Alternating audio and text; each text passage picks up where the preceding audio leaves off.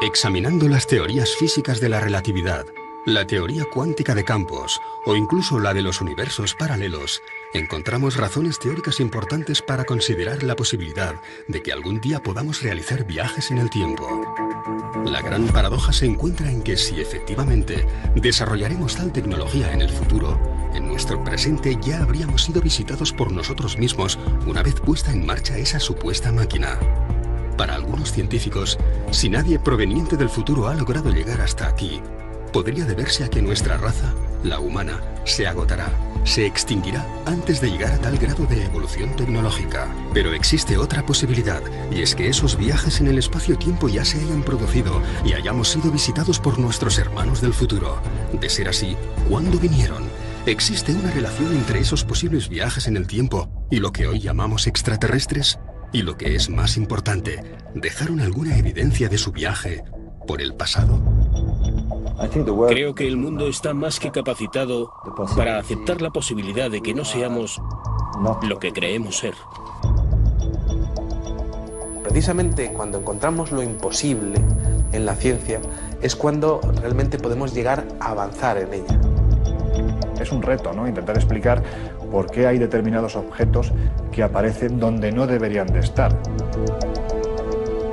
Cuando empiezan a aparecer las mismas piezas en otras partes del mundo, pues yo creo que ya deberían ser objeto de estudio.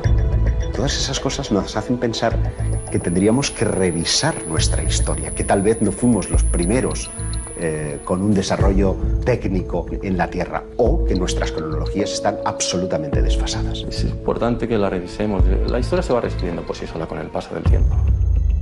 No podemos cubrir una verdad como esa. UPART. Jeroglíficos del siglo IV a.C. donde se muestra el uso de la electricidad. Mapas que demuestran que el continente americano habría sido descubierto mucho antes de la llegada de los barcos españoles y portugueses. Cuevas que fueron habitadas hace 150.000 años, pero que poseen una compleja red de tuberías. O antiguos alfabetos que situarían el nacimiento de la escritura en la península ibérica. Son algunos de los llamados UPART, objetos fuera del tiempo y el espacio. Objetos que no pertenecen al lugar ni al momento en el que fueron encontrados.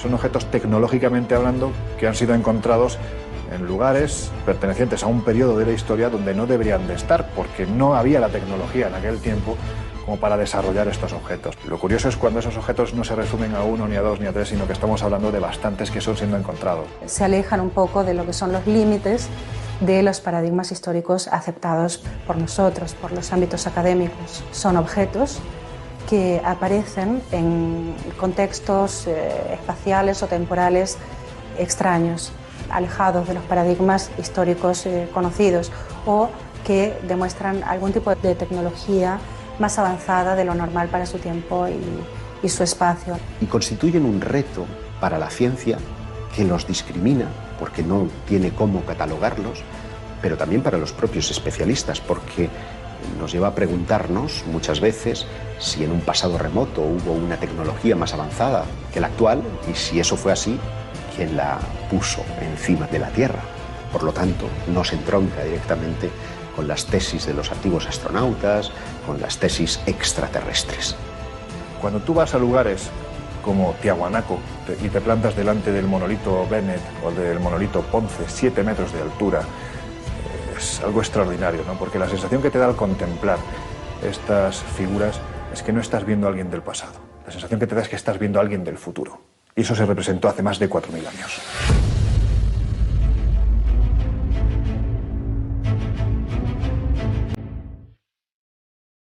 A principios de los años 70, en la mina de carbón de Ottosdal, en Sudáfrica, se trabaja sobre un estrato de 2.800 millones de años.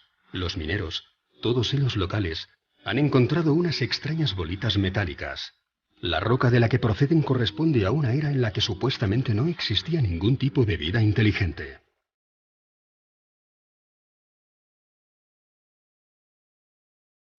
Los orígenes del hombre se remontan a más o menos a los 40.000, 50.000, 100.000 años. Estamos hablando de una cantidad de tiempo lo suficientemente importante como para desestimar cualquier tipo de intervención humana en su proceso de creación. Me parece delirante la cronología, porque es que la cronología que tienen no existía ni el primer continente conocido por nosotros, que es de hace 1.100 millones de años, me parece. Y esto está datado en estratos geológicos anteriores incluso, de 2.800 millones de años. Las esferas son pequeñas, de apenas 2 centímetros de diámetro, y tienen 3 líneas perfectas grabadas sobre su superficie. Están completamente pulidas, algunas de ellas tienen unas líneas paralelas, 3 líneas paralelas, y quizá lo curioso sea que parecen un producto terminado. El problema es quién estaba manufacturando productos hace 3 millones de años. No son naturales. La naturaleza hace formas muy caprichosas, pero aquellos surcos así, para mí esos surcos no son naturales, son hechos por alguien. Michael Cremo y Richard Thompson, tras someterlas a estudio, llegaron a la conclusión de que no podían ser de origen natural. Su exterior está formado por una aleación de acero y níquel imposible de encontrar en la naturaleza. Son líneas extremadamente perfectas y su interior parece estar hueco. En el momento en que hicieron un análisis por rayos X empezaron a encontrar con que el núcleo de las esferas tenía peso negativo o densidad negativa. Así que eso es antimateria. Algunas de las esferas diseccionadas albergaban en su núcleo un material esponjoso desconocido que al entrar en contacto con el oxígeno se desvanecía rápidamente. Pero además tienen una marquita en su ecuador y tienen un agujero. ¿Será que fueron las semillas de vida aquí en el planeta Tierra? ¿Podrían ser las transportadoras de las semillas de vida para nuestro planeta? Se encontraron algunas moléculas orgánicas en su interior. Por tanto, podría ser una explicación de la teoría de la panspermia. Podrían haber sido depositadas aquí hace millones de años, para dar lugar a toda la biodiversidad que conocemos hoy en día. El Instituto Espacial de California, tras varios análisis, declaró: el equilibrio es tan perfecto que excede nuestras actuales tecnologías de medición. Mientras que los estudios de la NASA concluyeron que el único modo de crear un objeto similar, si existiese la tecnología para hacerlo, sería bajo gravedad cero. A pesar de los datos obtenidos, las esferas de Sudáfrica no han sido nunca consideradas como objeto de estudio para la ciencia más clásica y ortodoxa. Para estos estamentos, se trata de un simple capricho de la naturaleza. Curiosamente, de ser así, estaríamos ante el primer caso en que la comunidad científica internacional afirma que la naturaleza ha generado formas perfectas. Todos los grandes descubrimientos de la humanidad parecen tener algún tipo de relación con quienes nos visitan. Sin ir más lejos, parecen intervenir en el descubrimiento de la Hispaniola, en el descubrimiento de América, porque cuando Colón, la noche antes de ese 12 de octubre de 1492, está surcando las aguas, refleja en su libro de bitácora que unas extrañas luces están por encima de las velas de su embarcación. ¿Qué podían ser sino objetos no identificados? Si tú te vas al archivo de Indias, tienes muchas crónicas, especialmente las más interesantes son las de Pedro Cieza de León, que fue el que acompañó a Pizarro durante toda la conquista. Y ahí tienes historias rayanas con lo ufológico, o por lo menos que a día de hoy, en nuestro siglo XXI, seguramente más de uno interpretaría con la aparición de un objeto luminoso en los cielos, ¿no? Por ejemplo, cuando Pedro Cieza de León es el primero que describe en el desierto de Nazca, hay unas extrañas líneas que los nativos van allí para venerar, para adorar, pero lo que es curioso es cuando Pedro Cieza de León se sube a una de las lomas donde mejor se ve alguna de las figuras y asegura que los nativos y él empiezan a observar una serie de soles que se mueven en los cielos. Es decir, hay algo en el cielo que no es un solo sol, sino que hay más que se están moviendo y que parecen estar jugando alrededor de ese enigma tan maravilloso y tan descomunal como son las líneas de Nazca. Y esto está escrito en las crónicas de Indias, ¿no? Por lo tanto, parto de la idea de que en aquel momento, más que alucinaciones, pues algo deberían de estar viendo. Y ese algo, como decía Cieza de León, eran soles que se movían en el cielo.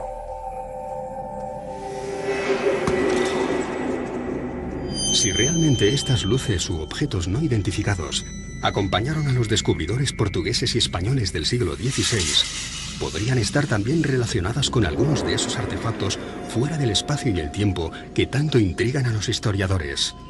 Es el caso del mapa de Piri Reis.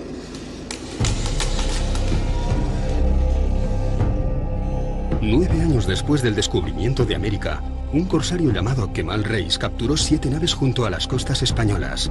Alguno de los hombres que acompañó a Cristóbal Colón se encontraba entre los prisioneros que fueron interrogados por el pirata.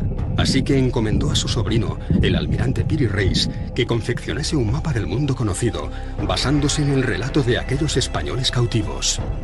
El resultado es un mapa pintado sobre cuero de gacela con todo tipo de detalles, dibujos y anotaciones en las que afirma haber obtenido la información de 24 mapas distintos. Uno de ellos perteneciente a Cristóbal Colón, alguno de la época tolemaica e incluso algunos provenientes de lo que él llamó los antiguos reyes del mar. Piri Reis afirma que sus fuentes son muy anteriores y eso nos estaría dando unos datos que, por supuesto, romperían completamente, ¿no?, con la ortodoxia, ya no sobre los chinos o los polinesios, que sí que ya llegaron por lo menos 500 años antes que Cristóbal Colón, pero datos mucho más antiguos todavía. Pero llama mucho la atención algunos detalles que no existían en aquel entonces o que no se habían descubierto, ¿no?, como es el tema de la Antártida, ¿no?, que hace la Antártida allí, ¿no?, en un mapa confeccionado encima de cuero de gacela, ¿no? O se ven, lo más importante a veces quizás incluso son los dibujos de animales. Allí, por ejemplo, se aprecian llamas encima de los Andes y todavía no se había llegado a aquella zona. ¿Cómo es posible que ya apareciera identificado como tal? Las Islas Malvinas, la desembocadura del río Amazonas o el cauce de algunos ríos del interior del continente africano son algunos de los territorios que no deberían aparecer en un mapa de principios del siglo XVI. Nuevamente nos encontramos ante una pieza que hace temblar algunos de los principios más sólidos de la historia convencional. No solo el mapa de Piri Reis, sino muchos otros mapas anteriores muestran las costas americanas y, sin embargo, la ciencia, los historiadores, siguen diciendo que América fue descubierta en 1492. Naturalmente, esos mapas anteriores han sido validados por esos mismos científicos. No es un contrasentido que sigamos diciendo que Colón fue el descubridor de América. En mi opinión, fue el que mejor marketing tuvo. América no es un continente que se haya descubierto en el año 1492. Es un continente que se reencontró en 1492. Pero es que si te remontas en el tiempo, tienes vestigios mucho más antiguos, vestigios de hace 10, 12.000 años, ¿no? Es decir, es que hay arte rupestre donde están representados una serie de elementos que aparentemente o te los han traído de fuera, o si no es imposible que el que pintó estos elementos tuviera un conocimiento previo de lo que se estaba haciendo en otros continentes, ¿no? Entonces a mí me gusta hablar, por ejemplo, de Eratóstenes, que en el año 300 antes de nuestra era, gracias a conocimientos que en aquel entonces ya existían en la desaparecida Biblioteca de Alejandría, pues pudo conocer que la Tierra era completamente redonda. Y sin embargo aquello, como se sabe, lo perdimos con el paso del tiempo. Fue primero Agustín de Hipona el que empezó a decir que la Tierra no podía ser redonda, porque si así fuera la gente que estuviera abajo se caería. Fueron muchos los tesoros arqueológicos que, una vez descubierto o redescubierto el Nuevo Mundo, pasaron desapercibidos para aquellos navegantes portugueses y españoles del siglo XVI. Algunos, como las llamadas piedras de Ica, mantuvieron ocultos sus secretos hasta nuestros días, como si estos Supart tuviesen la extraña manía de dinamitar todas las cronologías de la historia del ser humano, como si estuvieran allí con la clara intención de hacernos dudar.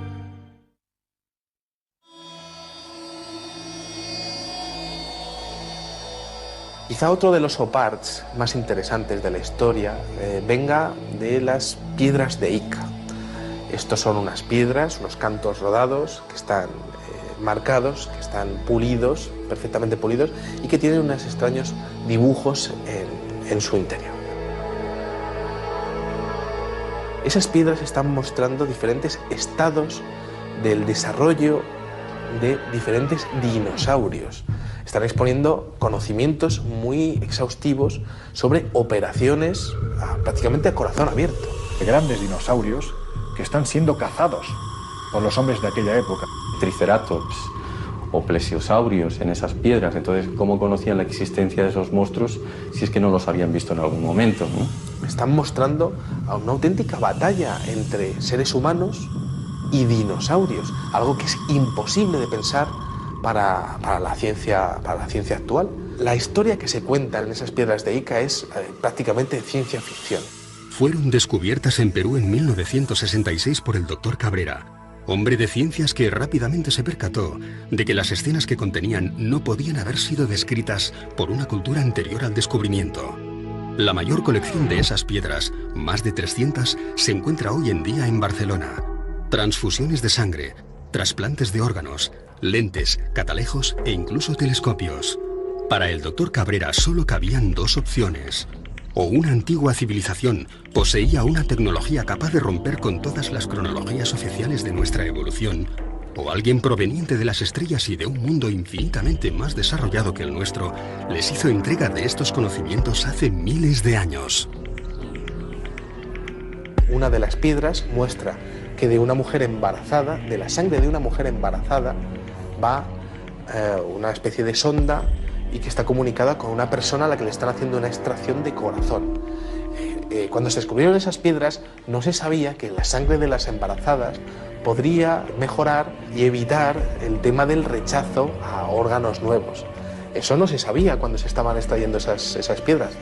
Y en esas piedras, encontradas en estratos que tienen millones y millones de años, aparece perfectamente descrita. Si tenemos que barajar la posibilidad de que hace miles de años alguien hacía trasplantes de órganos, y no solo eso, además el paciente no se le moría, estamos hablando de alguien con una tecnología excesivamente avanzada. ¿Quién puede ser? Sinceramente, a mí, salvo los dioses, no se me ocurre nadie más.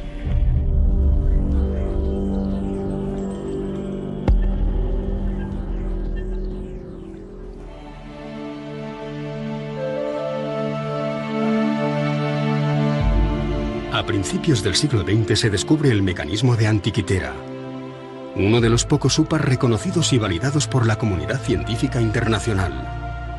Una calculadora mecánica de bronce cubierta de signos e inscripciones en griego antiguo, que fue diseñada para calcular con total precisión los movimientos del Sol, la Luna y de otros cuerpos celestes como Mercurio o Venus.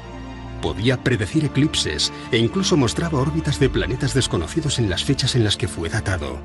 El artefacto fue rescatado de las profundidades del mar, de los restos de una embarcación griega del año 150 a.C. ¿Cómo es posible que un mecanismo con un sistema de transmisión aparezca en la época de los griegos? Se supone que son las cadenas de transmisión aparecen durante la Revolución Industrial, hacia el siglo XVIII aproximadamente. Y al conformar las piezas, al unirlas como si fuera un puzzle que nos venía ni más ni menos que de 2000 años atrás, se dieron cuenta de que aquello era lo más parecido a un reloj astronómico. Con lo cual es imposible, porque algo parecido no aparece hasta plena Edad Media, es decir, unos 1100 años más tarde, cuando empiezan a aparecer los primeros relojes mecánicos, ¿no? La pieza esa en particular presenta elementos del siglo XVI. Cuando se ha puesto en marcha, máquinas hechas a imagen y semejanza del mecanismo de Antikythera, pues se ha visto que con ese mecanismo se pueden seguir los movimientos de planetas desconocidos hasta el siglo XVI. Entonces, por eso es un OPAR, porque aparece en un contexto del siglo II a.C.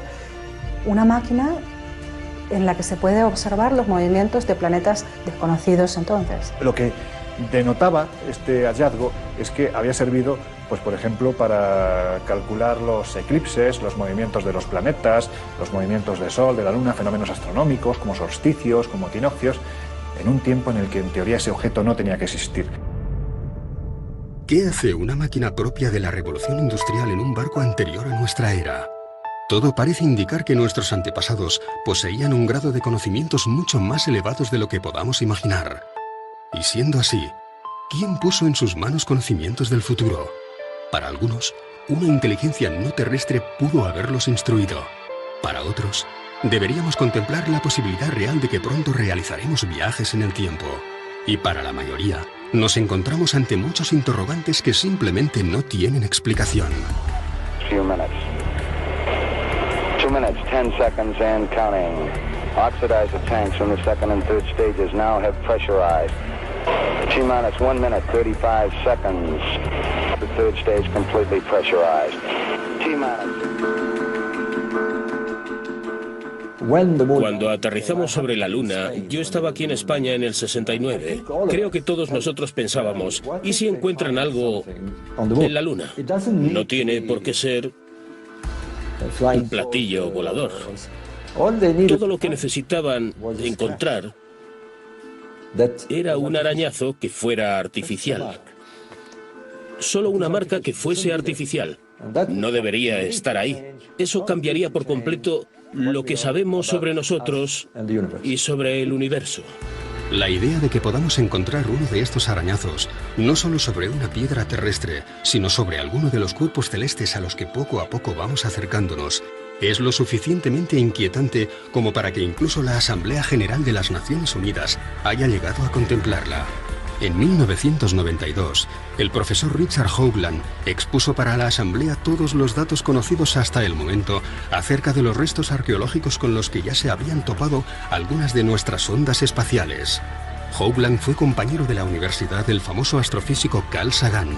Trabajó como consultor para la NASA y para la cadena de televisión CBS, acompañando todas las grandes misiones espaciales, como la Mariner, la Voyager o la Pioneer.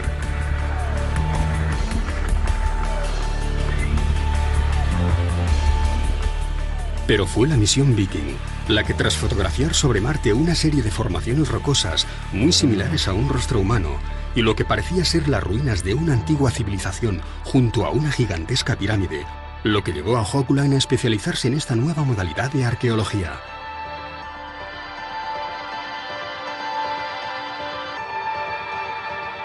Y en un seguimiento de aquello que encontró en Marte acerca de una posible civilización avanzada varios millones de años atrás que podrían tener relación con nosotros. Ellos mismos podrían ser humanos. Que esa civilización haya dejado marcas en otros puntos del sistema solar.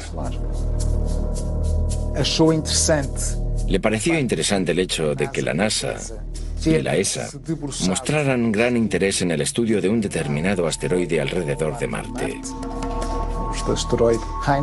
El asteroide Heinz, que tiene una forma similar a la de un diamante y que, por todas sus características y el hecho de parecer hueco y que, según las pruebas de resonancia, podría tener unos corredores por el medio, en fin, según la fisonomía de aquel objeto, podría ser artificial.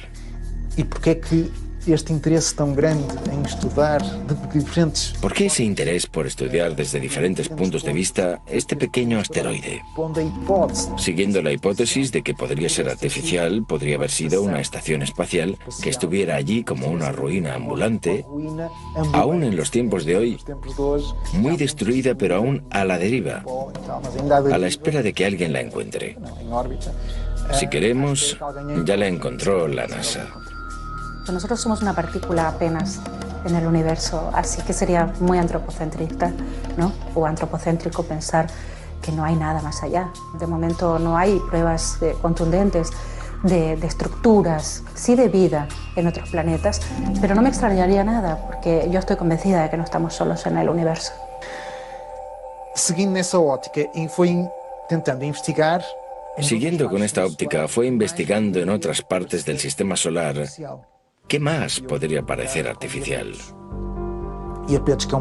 Y se dio de bruces con Iapetus. Iapetus es una luna de Saturno. Tiene una columna en su ecuador que sugiere que dos partes se ensamblaron. Visto en perspectiva, se distingue que la luna no es totalmente redonda. Tiene aristas.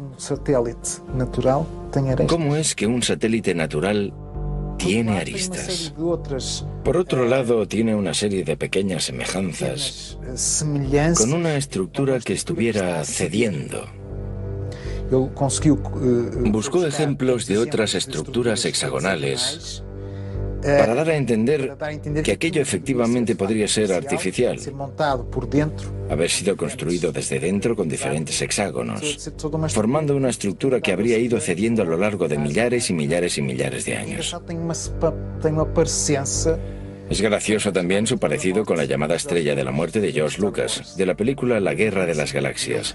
Y él cuestiona, ¿qué sabía George Lucas que nosotros no sabemos? Levanta varias hipótesis. Aquello podría ser una base científica, podría ser un hotel. Él lo llama Luna con vistas. Un lugar único en el sistema solar, con vistas al gran planeta Saturno. Algo espectacular.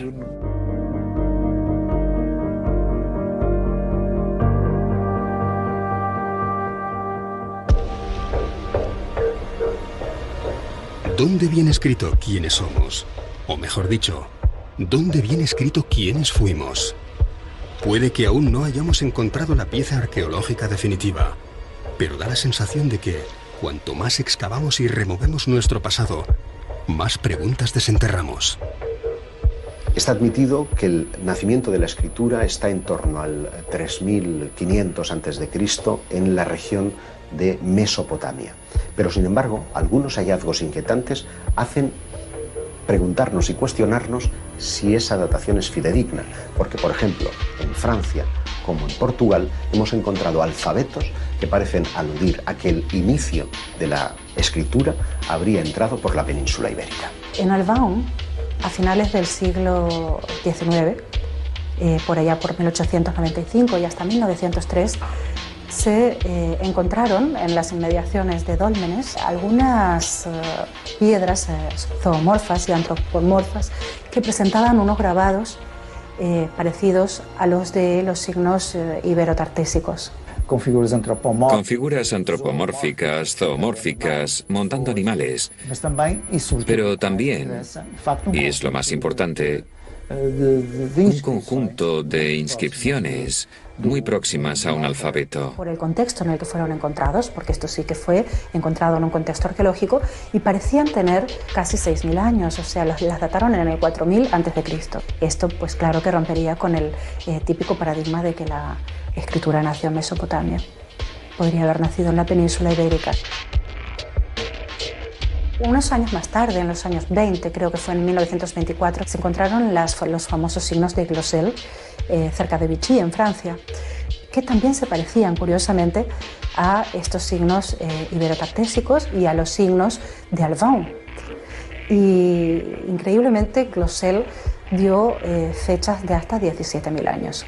A mí me parece curioso constatar cómo Albao, al extremo de una línea imaginaria, hasta Glosel, está situado en Francia, pero en los Pirineos,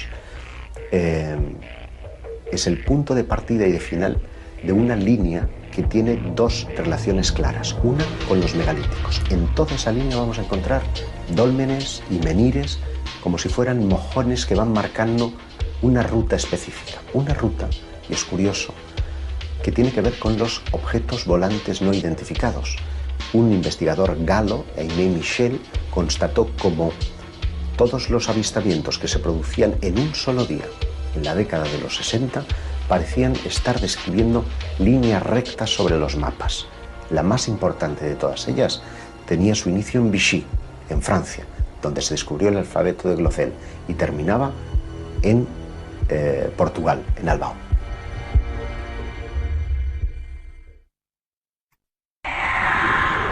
Un ser que estaba de espaldas a él se da la vuelta y se encuentra a sí mismo. ¿Por qué hay determinados objetos que aparecen donde no deberían de estar? Estamos siendo tutelados por una especie de inteligencia. Secuestran generalmente mujeres jóvenes, tienen un interés fundamental en la genética, en la reproducción. Extraterrestres, los domingos, solo en Historia.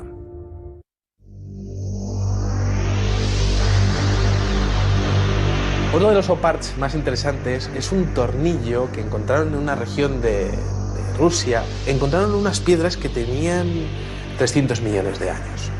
De repente apareció un extraño fósil de lo que parecería ser un tornillo.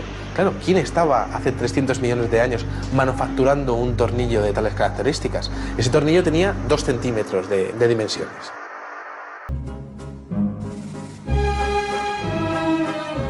Ninguno de estos objetos debería estar donde fue encontrado. Viajes en el tiempo, civilizaciones perdidas hace millones de años o restos de algún tipo de visita proveniente de otro planeta muy similar al nuestro. ¿Nos encontramos ante un nuevo eslabón perdido o simplemente ante el tornillo que nos falta?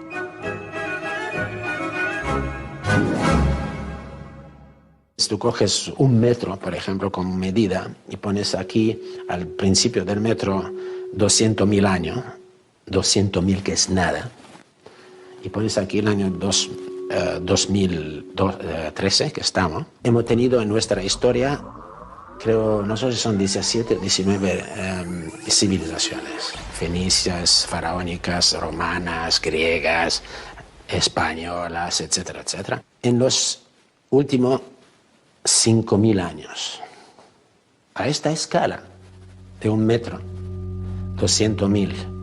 Y nosotros, las 17 o 19 civilizaciones que conocemos entran en 3 milímetros. 3 milímetros entran 17 o 19 civilizaciones.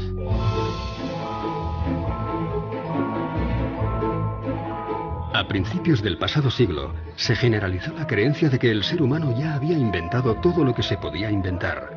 Aún no existían los relojes digitales resistentes al agua, ni los ordenadores personales, ni la fregona.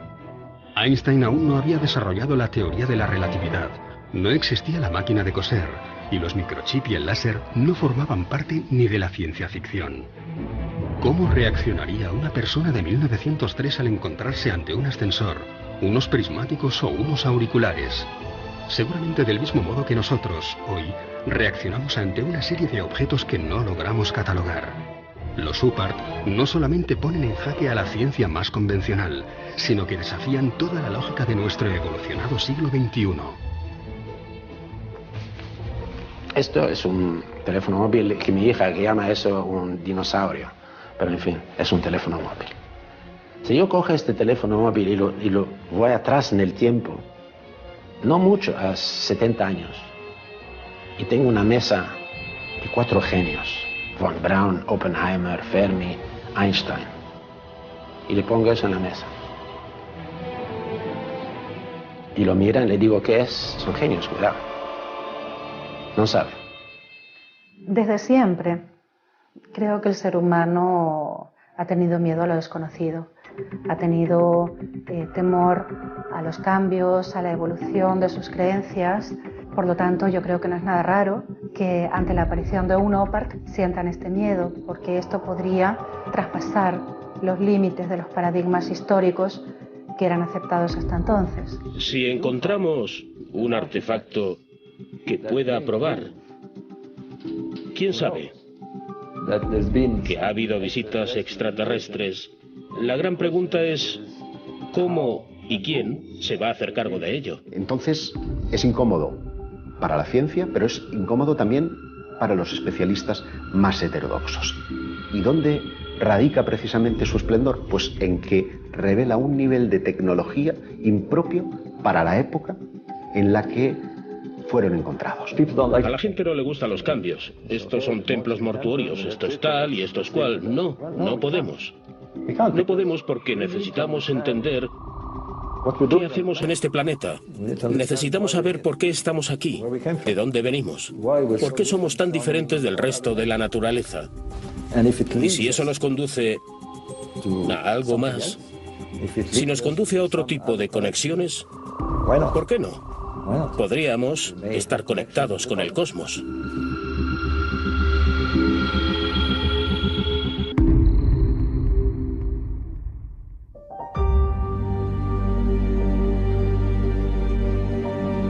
En 1995, un equipo ruso hace un sorprendente hallazgo.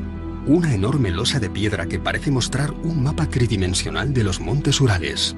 Un profesor llamado Chuprov ha oído hablar de unas estelas que muestran mapas de la antigüedad. Es una estela de 1,5 metros aproximadamente. La trasladan directamente de ese lugar a la universidad, la empiezan a analizar y descubren que aquello tiene 3 capas geológicas totalmente distintas. Y que lo que están viendo en realidad es un mapa, pero un mapa tridimensional, un mapa donde se muestran las montañas, los ríos, se muestra la zona en la que se encuentran ellos en todo momento. Acaba descubriendo que tiene unos 3.000 años de antigüedad. Los norteamericanos, que fueron los siguientes que analizaron el mapa del creador, dijeron que para poder confeccionar ese mapa, los que lo hicieron deberían haberlo visto desde el cielo. No lo sé, esto es como Nazca, ¿no? ¿Realmente se necesita llegar hasta el cielo para realizar una serie de figuras en el suelo? ¿Quién sabe, no?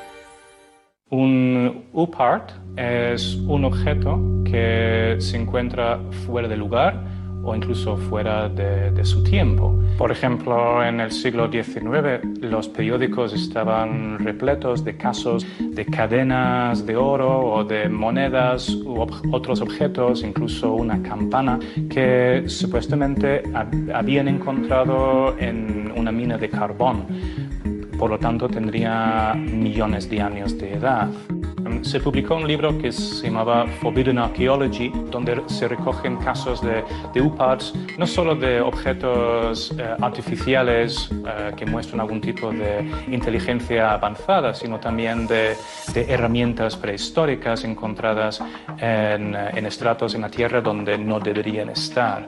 Este libro es muy interesante porque muestra la posibilidad de que las civilizaciones empezaron muchos años o quizás 1 millón de años antes de la aparición del hombre en la Tierra, según las teorías oficiales.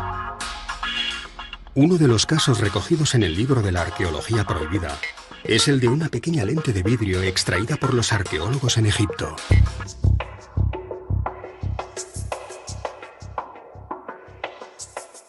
Se han hecho estudios microscópicos de esta lente y presentaba en sus extremos restos de metal, como si la pieza hubiera estado engarzada en algún tipo de montura metálica para algún tipo de instrumento de observación de los cuerpos celestes, por ejemplo. Bueno, es bien sabido que ya los antiguos pues, estaban muy interesados en la observación astronómica. Prácticamente casi todos los aspectos de su vida se regían en torno a estos conocimientos. A mí no me extrañaría nada que hubieran creado algún tipo de mecanismo para una mejor observación del cosmos. El problema es que parece ser que para conseguir este material se necesitaba un punto de fusión que en el momento no se podía conseguir. El punto de fusión necesario para crear una de estas lentes solo podría obtenerse con la ayuda de la electricidad. Pero como sabemos, los egipcios no conocían la electricidad.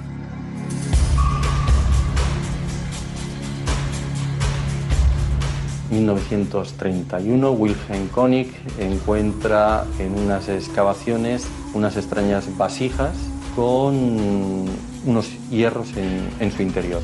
Lo primero que observas es que es una vasija que contiene hierro y cobre. En el año 2000 se empezaron a hacer pruebas y se dieron cuenta de que se trataba de una pila antigua. Esa vasija contiene los elementos indispensables para generar electricidad de poco voltaje. Nos da un voltaje ínfimo, un voltaje muy pequeño. Lo que pasa es que ese tipo de pilas, si las unes en serie, el voltaje ya evidentemente se acentúa, es decir, vamos sumando. Para muchos es considerado la primera pila eléctrica de la historia. Se supone que fue Volta, en el año 1800, el primero que nos mostró una pila moderna, ¿no? Que muestran que los conocimientos de la electricidad ya existían en aquel entonces, ¿no? O joyas como las joyas de Tutankamón y otros faraones, donde se observa galvanización, la mezcla del oro con la plata, y que eso es imposible, salvo que se conozca la electricidad. Llegando a una gran conclusión para todo esto, supongamos que sabemos que hemos sido visitados por extraterrestres. Vale. ¿Se va a caer el cielo sobre nuestras cabezas? No. Intentaremos seguir investigando quiénes fueron. Para mí es algo maravilloso. No estamos solos.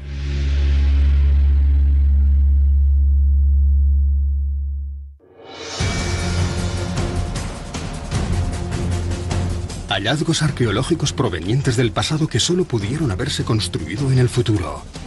Mapas, escritos, extraños artefactos que nos hablan de piezas imposibles de encajar en los libros de historia. Nos encontramos ante las posibles evidencias de que nuestra tecnología será capaz de viajar en el tiempo. ¿Alguien, antes que nosotros, pudo haber poblado este mismo planeta? ¿O simplemente pasaron por aquí de visita?